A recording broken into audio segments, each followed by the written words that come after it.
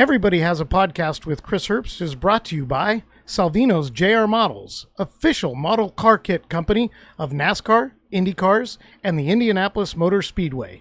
Fully detailed plastic model car kits of your favorite teams and drivers, available at your local hobby store or at salvinosjrmodels.com. Welcome back to another edition of Everybody Has a Podcast with Chris Herbst. And yes, I am Chris Herbst, and I'm joined, as always, by my producer extraordinaire and eldest son, Hello. Connor Herbst. Hey, bud. Who yesterday had a birthday, so a belated birthday by a day, even though I wished you birthday yesterday. So you did, yes. If anybody wants to wish Connor a happy birthday in the comments, go right ahead and wish Connor a happy birthday. So he's my firstborn, and he's the one that does the producing on this and does a great job. So, give him some accolades for that as well. Or as the kids say these days, give him his flowers. Is that what they say? No. Okay, well, I just thought I'd heard it somewhere. So maybe it's just in sports talk. I've heard that a few times.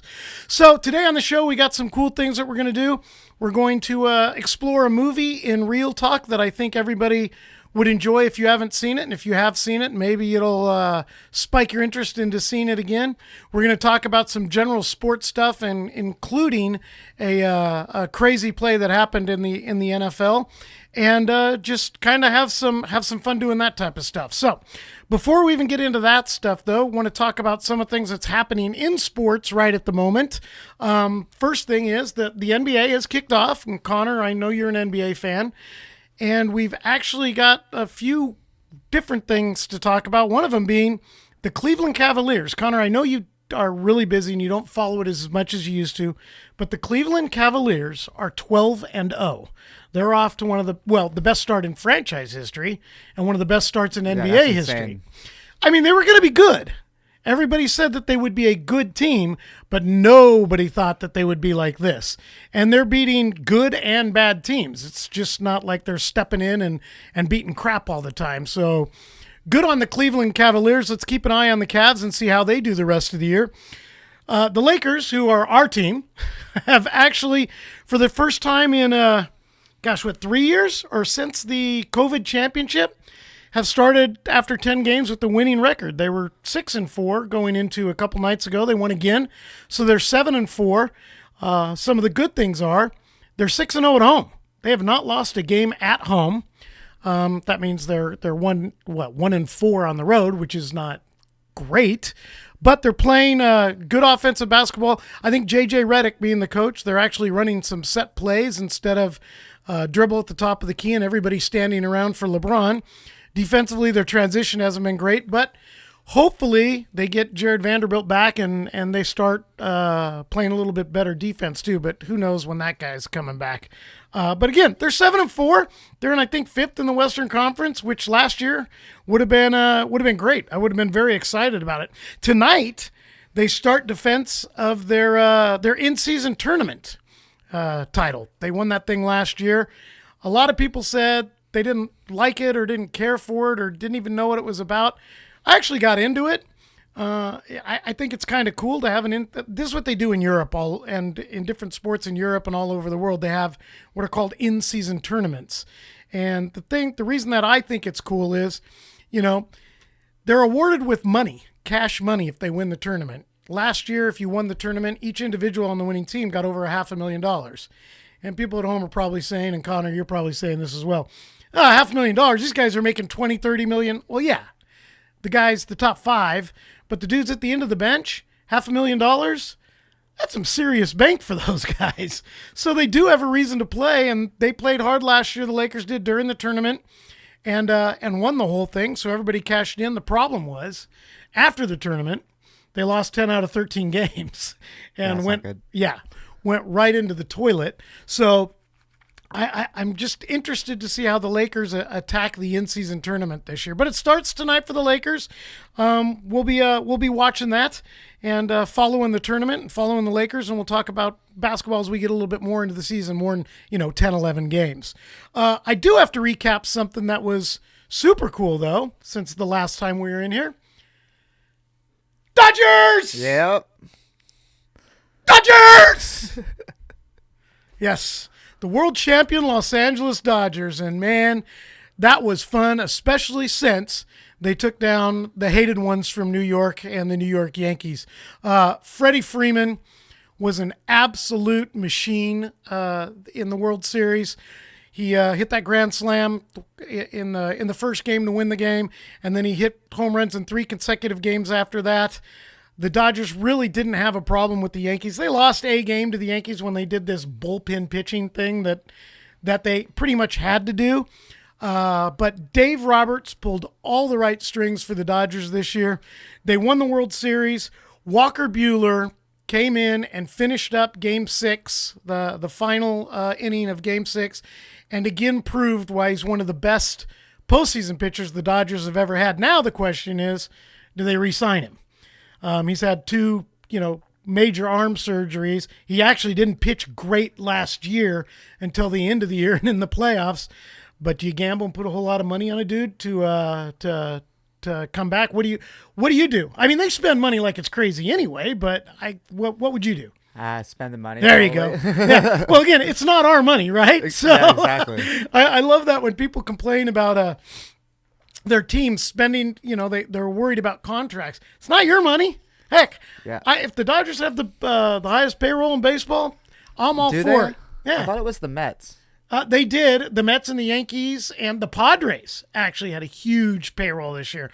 But the Dodgers, of course, remember, they signed Shohei to that huge contract. Yeah. But it's all deferred money, so it didn't really bash him that much this year. They're also in the running, and I think it's going to happen, to get the next great Japanese star, pitcher out of Japan, is now in the market, and there's a whole process for Major League Baseball teams to get them, but it looks like the Dodgers are the favorite to get him as well. So next year should be a lot of fun as a Dodger fan, but once again, Dodgers! Sorry if you're not a Dodger fan, but that was a big deal. The NFL is in full swing. We're halfway through right now. The Chiefs keep rolling along. They're winning just about every game by less than a touchdown. They beat your Broncos last week because of a blocked field goal as time expired. It's just amazing how the Chiefs keep winning, especially since offensively they really aren't clicking. Patrick Mahomes has had an average year. He hasn't had the great receivers. They did just get Hopkins, and he seems to be already his go-to receiver. But, I mean, it's kind of scary. When the Chiefs had played 10 games, they're 10-0, and have not played good football. That's kind of frightening, honestly.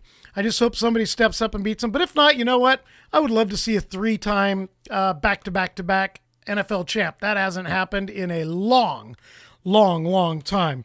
And I love the fact that people that are haters, and I'm not a Chiefs fan. Everybody knows I'm a Seahawks fan. Whenever there's a team that's good, Connor, it's always with the weirdos. It's the officiating, or it's rigged. The NFL's in on it, so the Chiefs win every game.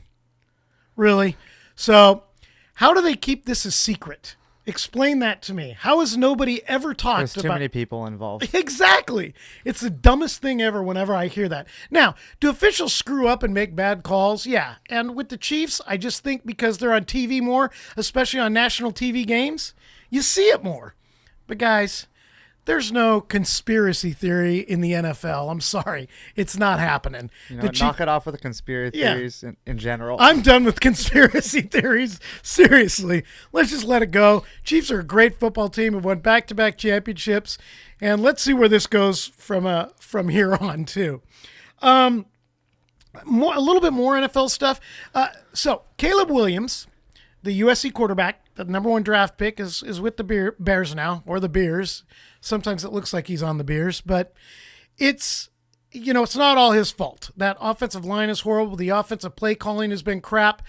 But once again, I just want to say, let's give rookie quarterbacks a little bit of time to marinate before we start getting all crazy.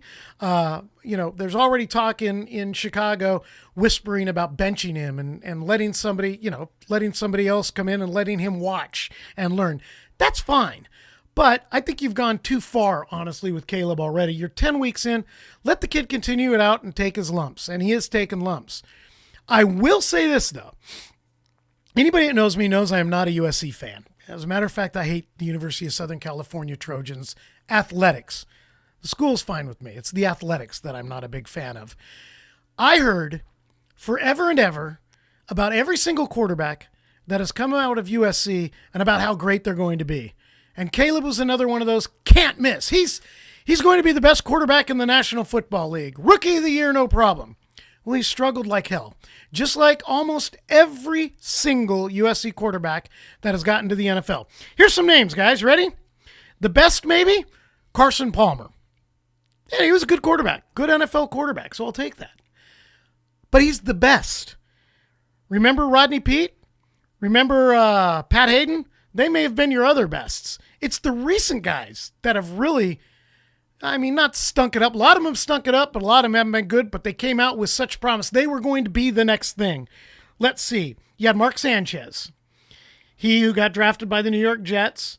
Did a really, took him to 2 AFC championships, but he wasn't a great quarterback. Had the butt fumble, which is pretty funny. He's actually a much better in the booth in NFLs than he was a quarterback. You had John David Booty. You had Barkley. You've had all these quarterbacks that were the next great thing coming out of USC, and hardly any of them have turned out to be anything. So let's temper the excitement on USC quarterbacks going forward, please. And also, I love the fact that USC, I'm going to say it, sucks balls this year again, because at the beginning of the year, I was hearing how great the USC Trojans were going to be again. That being said, I'm a Penn State football fan. They're number 4 in the country, but I'm not buying it. I'm a realist. They're a good football team, but they cannot and never do beat top 5 teams. The good news is where they are right now, they're probably going to be in the playoff, which is the new 12-team playoff. What they do in there, who knows? I don't have huge aspirations for this football team, but they'll be in the playoffs, and who knows what can happen. But I'm not going to sit here and say, Penn State's winning the national championship, because I'm not myopic like USC fans are. So I just lost a couple of USC fan viewers, so now I'm down to about 90.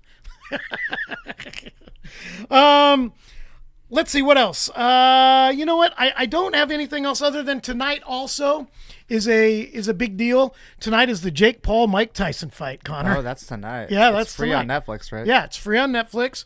We'll be watching that here so you'll get an idea what time we're doing this. We'll be watching that here in a couple of hours. So it's more of an event than a boxing match. There's some different rules in this boxing match tonight. Lighter gloves, shorter rounds, but it is a sanctioned fight, and you can bet on the fight. So now I'm the old man, get off my lawn. I want Tyson to pulverize Jake Paul just because. I don't think you have to be old for that. Most people want to see Mike Tyson pulverize Okay, Jake all Paul. right, good. Okay, so here's the deal. I'm going to give. How do I do this? I'm going to give Jake Paul some credit. All right, I am. The dude built an absolute empire, right? Con, I know you're much more into this than I am. He did build an empire. He did, yeah, but you have money, you make money. Yep, exactly. So I It's got to not get as hard as they make it seem. You know what I mean? Well, but he did come You're from investing the right thing here Yeah, I and know. there. But he was the jackass in the house with all the kids that used to get in trouble Well, his all the dad time. sucks. Doing all his stupid. I'm a hater. Well, that's what I'm saying. So am I. I'm not a Jake Paul fan. I don't follow him. I barely I just want have him to seen. see him fight a boxer in his prime. Right. Yes. At his age. And I don't I think give this him is. no credit until that happens. And it's not. This isn't No one of respect. those. That's what I'm saying. If he beats Mike Tyson, he beat up a 58-year-old man, right? But if Mike Tyson beats him, he got beaten by a 58-year-old man and one of the greatest, boxers of all time, so he can still come back. But I think this will prove maybe something for Jake Paul if he were to beat him. I don't know. I'd like to see him actually get in the ring with some real boxers right now and see how he fares. But I don't think he'll ever do that because he's a showman, and this is where I'm giving him the credit. Yeah. I guess he kind of gets it. Well, no, yeah, that they know how to make money with these events. That's what they've been doing forever. Right. Yeah. That's, So yeah, I'm actually looking forward to, for the first time in a long time, an actual fight. So I'll be checking that out tonight, and I'm sure this fight is going to make a cajillion dollars. It really is pretty much what everybody's been talking about for the past. It's grown every day, and it's everything everybody's talking about over the past couple of days. So I'm looking forward to seeing it. So that's kind of what's been going on in sports. What's happening in sports? We got that out of the way. Now I want to jump into some entertainment and a segment that we like to call Real Talk.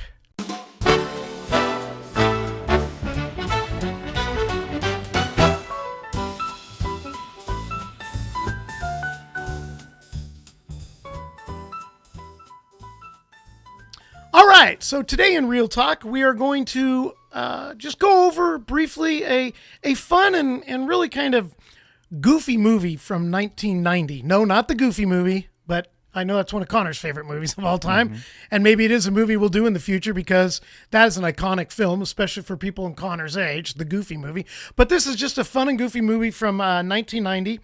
It was written by a lady named Nora Ephron. And a lot of people don't know about writers in movies, but Nora Ephron is a writer that wrote some very, very popular movies. She wrote Silkwood, which was a nuclear reactor meltdown movie, which had a lot of Oscar buzz back in the day. And then she went into the romantic comedy world, and she was big with Tom Hanks and Billy Crystal. She was the writer of When Harry Met Sally, Sleepless in Seattle, and You've Got Mail. So she went from Silkwood, which is a very serious movie, into those romantic comedies. And she then did this movie, which is called My Blue Heaven, starring Steve Martin, Rick Moranis, Joan Cusack, and some other folks. It was filmed in San Luis Obispo mostly, SLO, San Diego, and Los Angeles. And it was the thing about this movie, it's about a mobster named Vincent Vinny Antonelli. That's Steve Martin. He's supposed to be testifying in a major mob trial, so he's been put under the witness protection program in some little city down in San Diego, outside of San Diego. And as soon as he's put in this witness protection program, he starts doing his criming stuff again. Connor, have you seen this movie? I have not. Okay. So it was released a month before the iconic classic Goodfellas. Have you ever seen Goodfellas? I have not. Okay. So Goodfellas was a mob film. Very different than this film. Of course, this is a comedy. Goodfellas was not a comedy, though there were some funny things in that movie, but they were the cringy type of funny things. But it was based on the life of a real mobster by the name of Henry Hill that was put into the witness relocation program. So it's just kind of funny that this comedy movie came out, and then literally a month later, out came Goodfellas, which was based on the same mobster who was put into the witness protection program. Now, so this movie is one of those classic fish out of water movies. You know, here's a guy put into a position that he's never been in, and he's got to adapt. And does he adapt? Can he adapt? It's, we'll see. You're waiting to adapt. So the first clip right here is kind of showing him having to adapt. So Connor, if you can play that first clip. I'll need your social security number so I can process your payment. Remembering big? My what?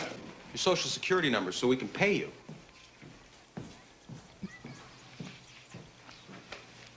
2 2 1 1 5 5 dash I love Steve Martin. 6 6 9 9 dash 8 8 2 2 1 1 2 5 2. That's one too many numbers. Take off the 5. It's the never had to do. Remember, he's a mobster. Never had to give a social security number. Has no idea what the hell it is. But he gets paid when he's in witness protection. So, of course, they need to take out his taxes and get his social security number. So that's the first start of the fish out of the water. The second clip that I want to play is in the supermarket.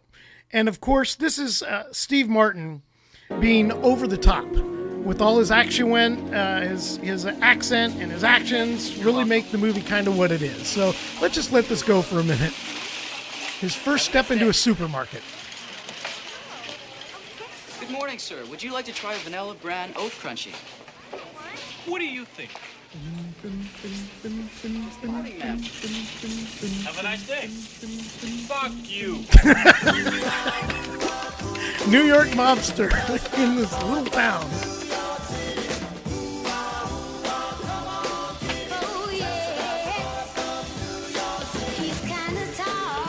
Now, for all you kids out there, they used to have what are called price guides in grocery stores. You didn't just scan stuff. The price was actually on the stuff, and they had to key it in at the cash register. So he's changing the prices on all the meat, basically.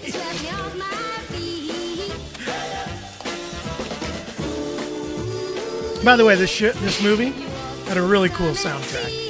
A lot of 50s music. Yeah, we'll see if it gets playing. Yeah, May.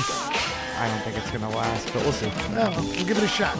Look at 39 cents, 39 cents, 39 cents, 39 cents. That's your old school register, kids.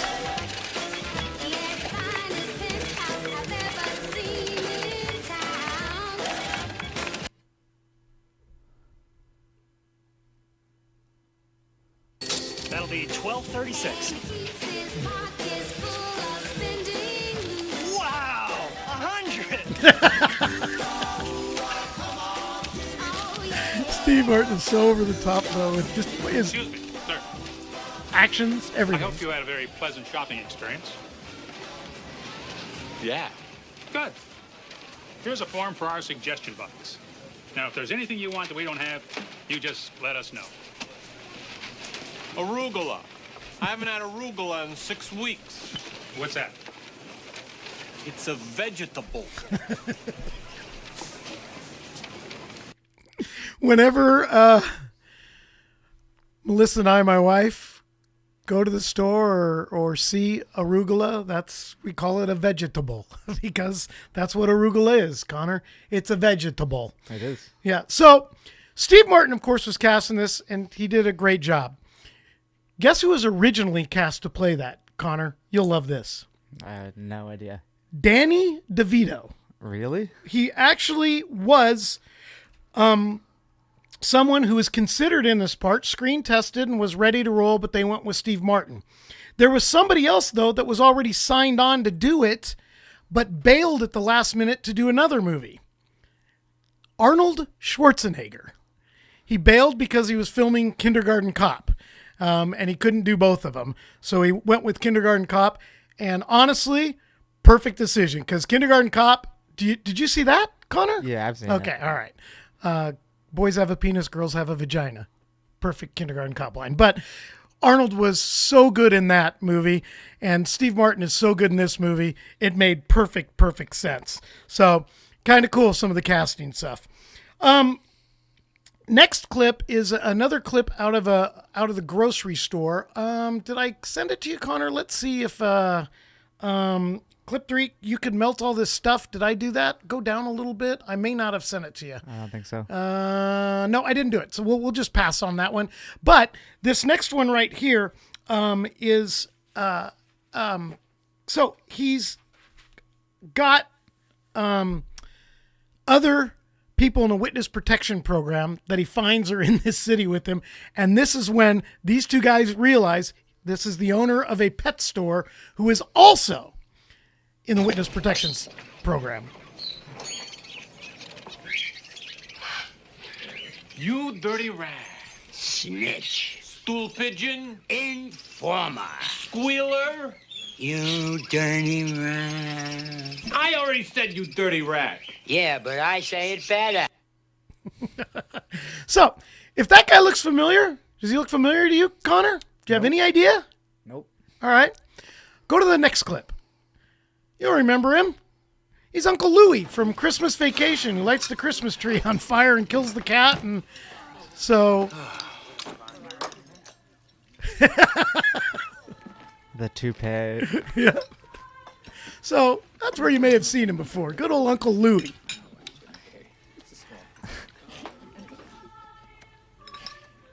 Don't bother me. Don't mind me. I'm just reaching for something.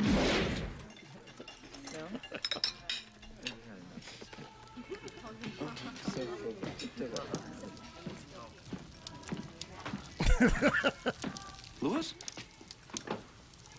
My tree. So what's the matter with you? Look what you've done to my tree. Louis. You talk about an iconic movie. We still watch that every single year, don't we, Connor? Sit around somewhere during that week and watch this movie. But yeah, Uncle Louis, you can stop it now. But yeah, so that's where you know Uncle Louis. So there's a bunch of these mob guys in town now. And so they start doing mobby things. They like are stealing trucks and selling the stuff off of trucks. And you're wondering if he's ever going to be, a good person. I'm not going to ruin it, but towards the end, yes, he becomes a good person. But there's also a couple of other people in this movie that were really big in the 80s and 90s. Go to clip 5. In this clip is Joan Cusack, who is John Cusack, who probably most people know. There's not a clip 5. Oh, I didn't send you the clips? Well, that's kind of stupid. So clip 5, maybe I put it in the sports one. Check in the sports one real quick. Sorry, man. No, I didn't. It must not have come through. Thought I had done it. So, well, Joan Cusack's in this movie as well. And she is John Cusack's sister. And John Cusack from Say Anything and a bunch of movies in the 80s that people have seen. And Rick Moranis is in this as well. And Rick Moranis is from Ghostbusters and SCTV, Strange Brew, one of my favorite cult movies of all time, which is Bob and Doug McKenzie that go to the brewery. One of my old radio partner Tom Arthur and I think we watched that movie together about 10 times because it's just one of our favorite movies. He was also in Spaceballs. You saw Spaceballs. He played what's his name? It's not Darth Vader. It's a Dark Helmet. Yep. He played Dark Helmet. So, and he was in Honey, I Shrunk the Kids. And then he quit acting in 1997. Just stopped because his wife passed. And he decided he was going to raise his 2 children. And he has not been in a movie since. But they were all scheduled during COVID. They were redoing a new Honey, I Shrunk the Kids. And he was scheduled to be in not just a cameo in the movie. But the movie got scrapped because of COVID. And now there's talk of it still coming back. But it just has not happened. Cool thing about Rick Moranis. You'll like this, Connor. Ready? He went to school with Geddy Lee from Rush. They're both cool. Canadian, and they were in the same elementary school growing up. Steve Martin, though, I want to just kind of go back to Steve Martin real quick. Because Steve Martin, this was right during his heyday. Steve Martin was one of my favorite comedians of all time, one of my favorite TV and movie people of all time. So I've got to tell the story, and I don't know if you've ever heard this story, Connor. When I was in 8th grade, Steve Martin had an 8-track.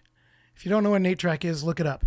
Out, and it was Wild and Crazy Guy. It was a comedy album. And I bought that album, which was an 8-track again, for Christmas for my family. I don't think they ever listened to it. I listened to it the whole time. It was a Christmas gift to the family, but for me. And I listened to that thing over and over and over and over again. Steve Martin has been in so many great things. I mean, I got a list here, so I'm just going to read the list so you know what I'm talking about. He was in The Jerk, Dead Men Don't Wear Plaid, The Men with Two Brains, Three Amigos, all cult classics and funny. L.A. Story, The Muppet Movie. Oh, by the way, the first group that I told you, he wrote all those. Then he was in Muppet Movie, Pennies from Heaven, which was a musical in which he danced in. All of Me, Little Shop of Horrors, Planes, Trains, and Automobiles, Dirty Rotten Scoundrels, which is another absolute classic. Parenthood, Father of the Bride, Cheaper by the Dozen, both remakes that they went on to do more of them as well. And most people would know him if you didn't know that he did all that stuff from before. If you're younger, you know him from right now as the Emmy winner from Only Murders in the Building, which is a show that's on right now with Martin Short, his good friend Martin Short, who he met while filming Three Amigos, and they became quick, hard fans. Steve Martin also is a very talented magician. That's where he started. He used to work at the Disney Magic Store when he was a kid. That's where he started. And a very accomplished banjo player. He's won many Grammys with his banjo, which kind of blows my mind. I mean, this is a guy that can literally do and has done everything. Serious movies, comedy, magic, banjo, dancing, writer. Just one of my favorite people of all time, Steve Martin. So this movie was just another example about how cool he was. It was just a cool movie. If you get a chance, it's called My Blue Heaven. It's on a bunch of streaming services. I think you have to pay $3.99 on most of them, or $2.99. You can probably find it out there somewhere for free. It may even be on YouTube, regular YouTube for free, where you can watch it. It didn't, it's not one of those movies that won any awards or is going to be nominated late for any awards. It got like a 72, I think, on Rotten Tomatoes, but it's just a fun, enjoyable movie. So if you get a chance, check it out. My Blue Heaven, starring Steve Martin, and you'll really enjoy it. So there you go. That's Real Talk for today. So let's move into On the Sidelines. All right, welcome to On the Sidelines. Just so you know, I'm going to start this off with something that I am still shaking my head about all this time later. I call it the no-quas. And people are saying, what's a no-quas? Well, it's Saquon backwards. And this is why it's the no-quas. Go ahead and play the clip of Jalen Hurts when it happens. Which one? You got it. It's the first one. I'm sorry, buddy. Yep, there you go. Let him run. Hurts in the gun. He backpedals.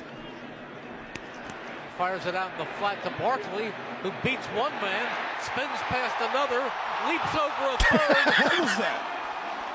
I've never seen that insane. move, and I've been watching football all my life. That's insane. No one's ever done this. He got 5 extra yards on it, too. It's not like he just went up and got it, because you guys see guys hurdle all the time. Just like you. Nobody can believe it. It was an insane play. Now, I'm a little biased. I love Saquon because, as we talked about before, I'm a Penn State guy, and he was one of my favorite players to ever come out of that university. Just seems like a class guy. But to pull off something like that, I mean, Connor, that's a video game move. That's pretty crazy. Yeah, that was nuts. It's something special when professional athletes that have been around the game for years and years and years have a reaction like this. Now, this is Saquon's bench after he does this.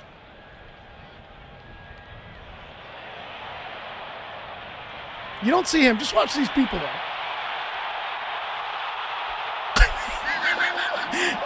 I love, run it back again. Watch number 90. Number 90 just going, this is stupid. It's like, that's not real. Just watch. It's like,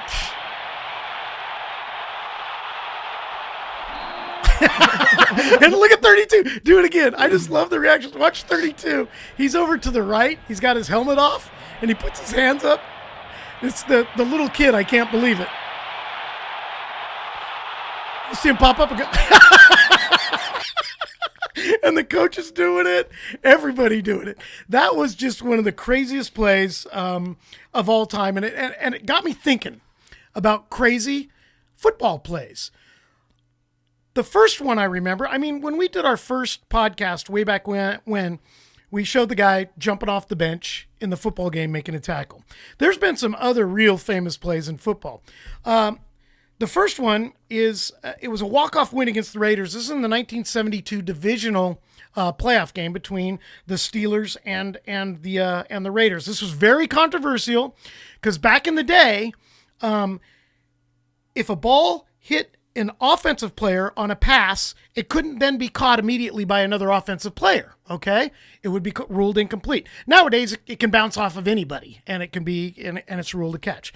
But back in the day, they said that the big controversy was, did it hit Fuqua, who Terry Bradshaw's trying to throw the ball here to? You'll see in a second. Or did it not? And did it actually hit the ground? Anyway, it's one of the most famous plays in football history. Go ahead. Oh, It's all good. here we go. Last chance for the Steelers. Bradshaw trying to get away. Okay, And that doesn't his want a full pass screen. is broken up by Tatum. Tipped off. Franco Harris has it. Now, this was the last play of the game, remember. This is it. And they won Last 13-7 chance for the because of this. Steelers. But watch this. Bradshaw trying to get away. And his pass is broken up by Tatum. Everybody just kind of stood around. So you saw Fuqua get hit and smashed by Tatum.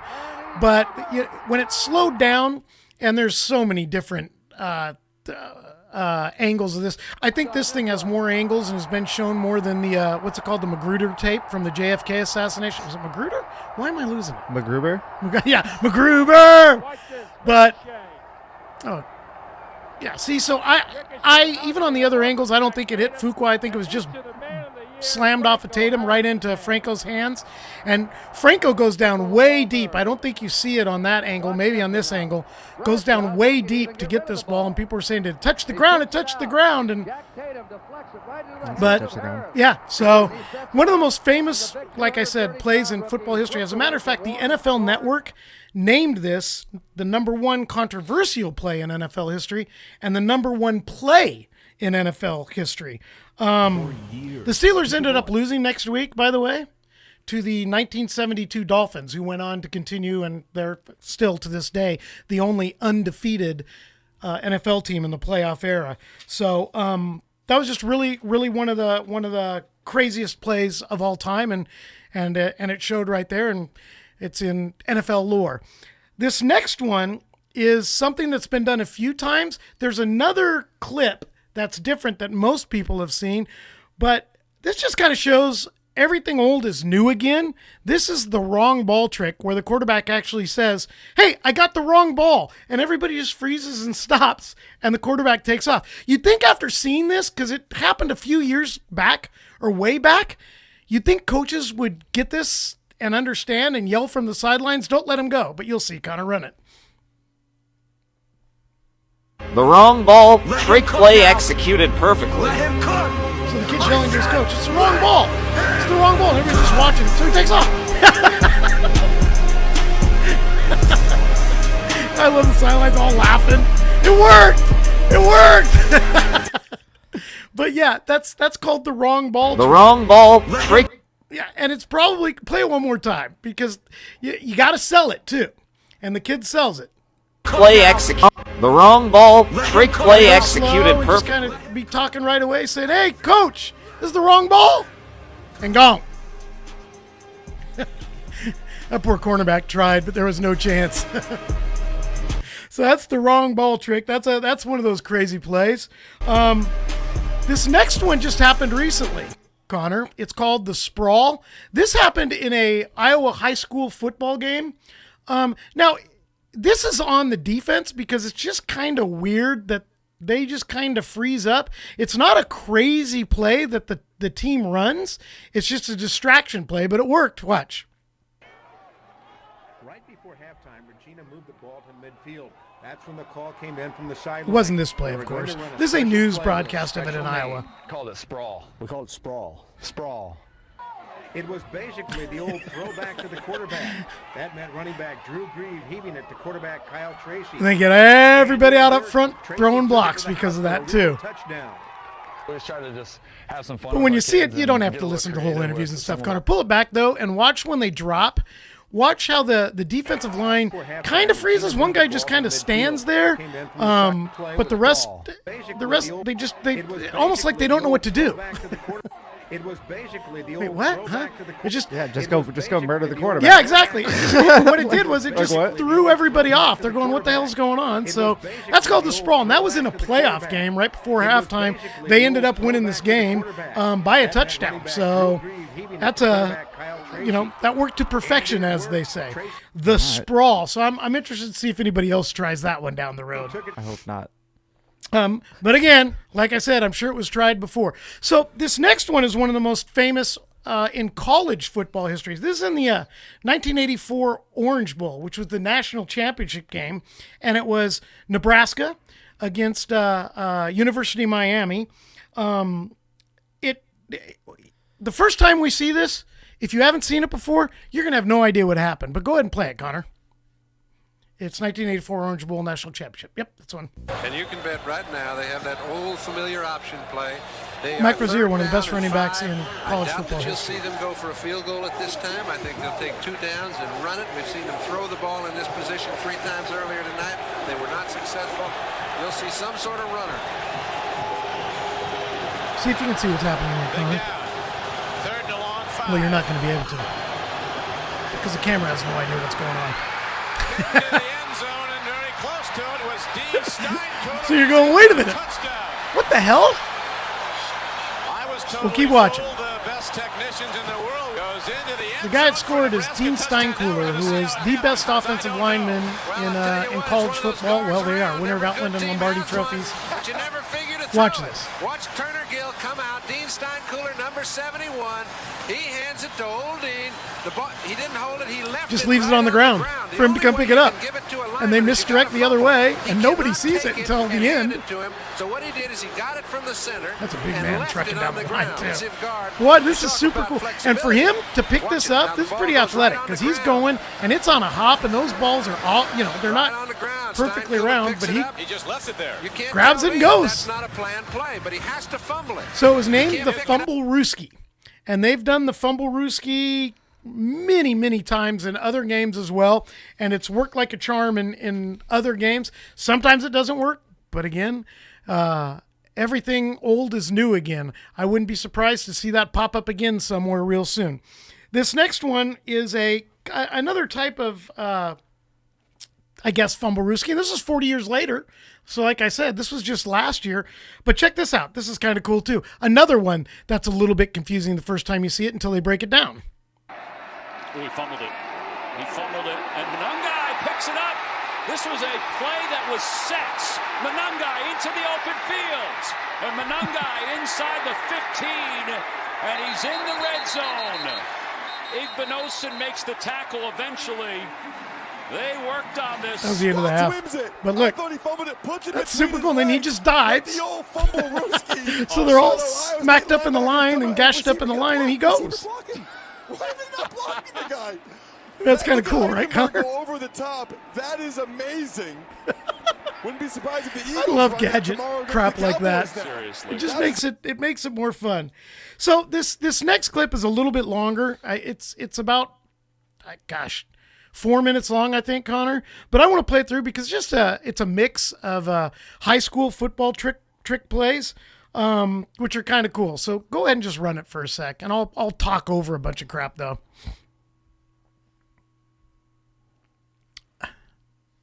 So this is nobody. It's who has the ball.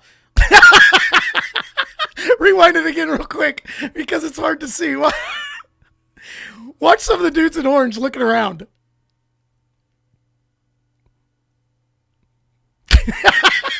The dude's gone.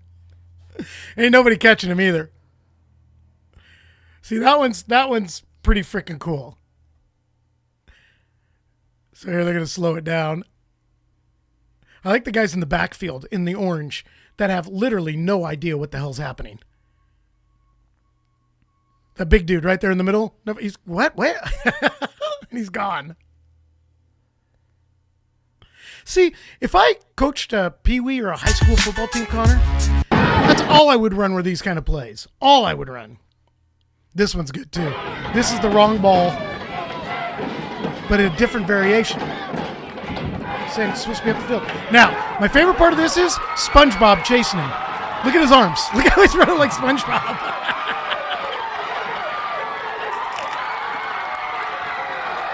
So the kid grabs the ball and starts pacing it off like it's supposed to be 5 yards further up the field, and nobody does anything. This guy's acting like he's going to the sidelines. This has been done a million times, and nobody goes with him. That's easy, right? Seriously. This video is weird. I'm just turning it off. That's all right. Yeah, turn off. That I would do this if I was a high school coach or a pee-wee football coach. Every single play would be a gadget play. No, that wouldn't work because I remember I coached you guys and your brother. You guys could barely do off-tackle runs at that age. Yeah. You wouldn't be able to do this. This is just the weird formation one. Hell. Which is trying to confuse the defense and how's a marching band? Have them, not know where to go. And this is just lucky. I mean, they actually defended it pretty well. The guy just squirted out because the freaking cornerback of the safety didn't go with him. But, yeah, just made to screw with minds more than anything. And see, number 3 doesn't know what to do. And now they figured out. So they're actually in position. But the cornerback of the safety just didn't go to that guy. So it worked. I guess you can say it worked, right? Yeah. I mean, the quarterback had to get out of the pocket and throw it, so too bad, Valdosta. Oh, this is another one of the who's got the balls.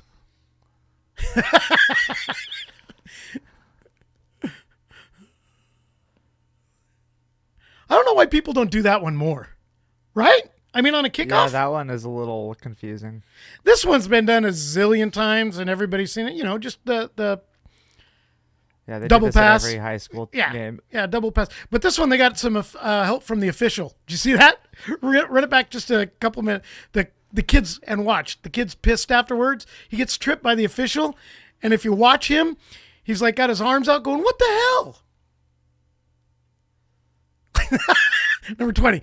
He's getting up going, what? Come on, man. He's looking back like, like, what am I supposed to do? I still can't figure this one out. Explain to me what the hell happened there.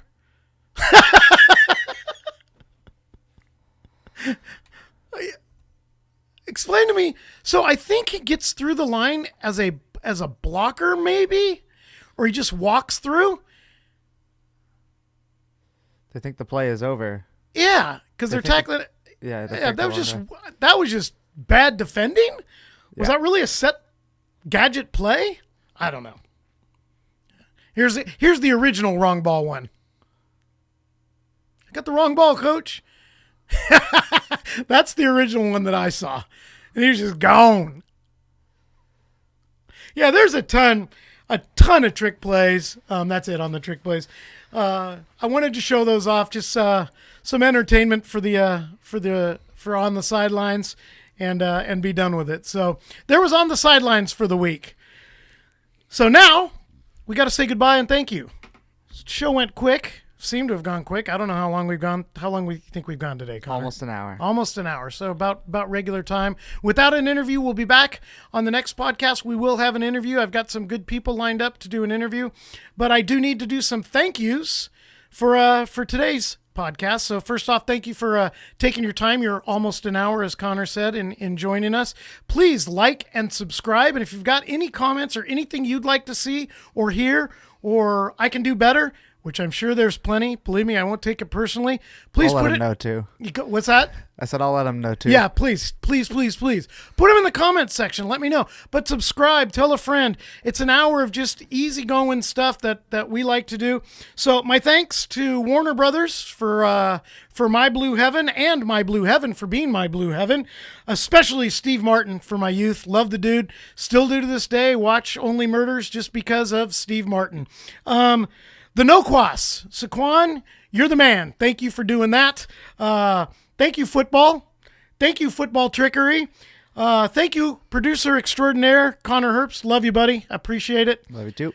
Great show. We will see you guys all again on the next Everybody Has a Podcast with Chris Herbst.